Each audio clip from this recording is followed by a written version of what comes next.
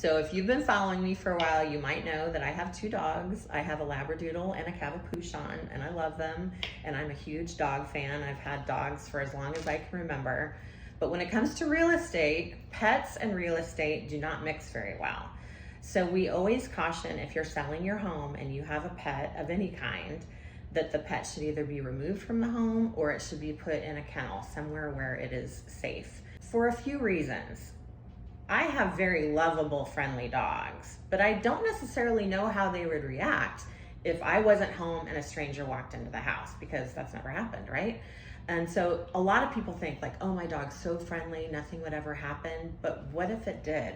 What if when the buyers and their realtor came into the home to look at it, it startled your super friendly dog and the dog bit them? You now have an issue with liability and an injury, and you're gonna feel terrible, and it's not gonna be a pretty situation. Another situation that could happen, what if you give instructions, say you have a cat, and you say, don't leave the doors and windows open because we have a cat and we don't want our cute little princess cat to get outside. And what if the realtor reads that and tells everybody when they come in the house, like, there's a cat here, don't leave any doors or windows open. And what if their little 4-year-old opens the door and nobody was paying attention and now the cat's gone or the dog's gone? So for the safety of your pet, we highly recommend that you keep them contained where no one can touch them and they can't touch anyone. They're gonna be safe, they're not gonna get loose or run away. But also for your own liability protection, you don't wanna risk that somebody's going to get harmed by them. And another issue, frankly, is that a lot of people have allergies. I mean, I have hypoallergenic dogs, but people still can sometimes have allergies to them. People are very allergic and sensitive to cats.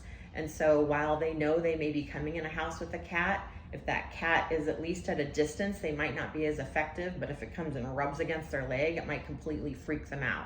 So again, when you're selling your home, you're inviting people in that you want to pay you a lot of money to buy it, and they're there to make a very important decision, and you want them to have a good experience. You don't want them to be thinking about your dog, thinking about your cat. What if I'm allergic? What if it gets out? You want them to be thinking about the house. So for a number of reasons I've talked about here, and there are others, we just highly recommend think about the safety, think about the pet, and think about selling your house in the best way. So keep them contained or removed.